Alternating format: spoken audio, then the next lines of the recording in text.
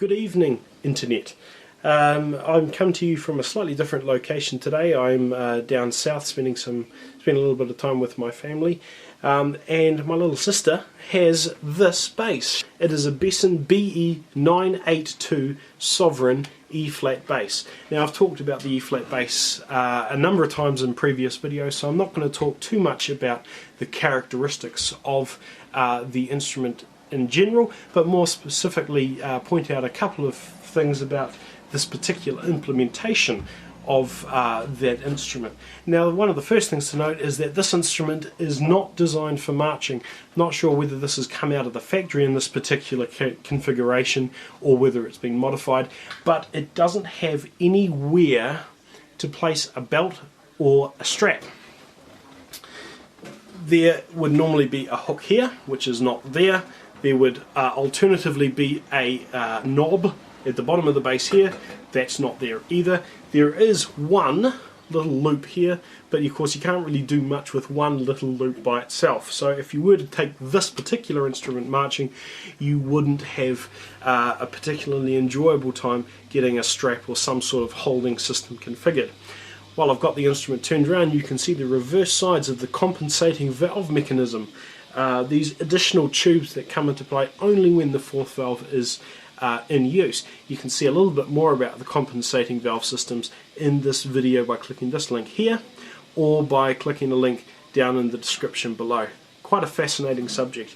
But from the reverse you can see how the instrument is folded in around itself, and in general this is quite a comfortable bass to hold and play. You will notice that the crook, the lead pipe, has a nice comfortable angle, so you can comfortably sit this instrument on your lap and not have to strain or stretch to reach the mouthpiece. If you are familiar with my latest or my previous review on the John Packer bass, the mouthpiece comes straight around here. The lead pipe comes straight around here, so you have to really hoist it up on yourself when you hold it. That is not a problem that affects this bass. So that is the physical characteristics of this bass. Now onto some of the musical characteristics, and I must admit that I'm not entirely impressed. Some of the upper intervals of the harmonic series get very flat. That may just be a combination of me, the mouthpiece and the instrument, or it may just be something systemic with this instrument. I don't have anything else to compare it to, so I can't really advise. But there is no doubting that some of the higher intervals go flat, and some of the low notes where you have to employ the fourth valve get very, very difficult to play because of the amount of back pressure that you have. So if I start at the octave of the fundamental, because I have no idea what this note is in, what will it be? It'll be an A, I guess, on the B flat scale. But if I start there and go down, you can hear me struggle to get some of these notes.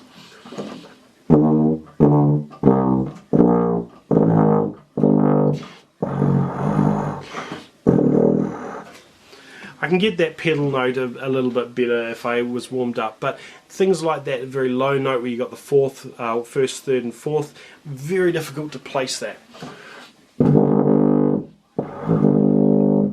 There is a lot of woolliness, a lot of resistance, a lot of difficulty getting the air through all of the loops of this tubing.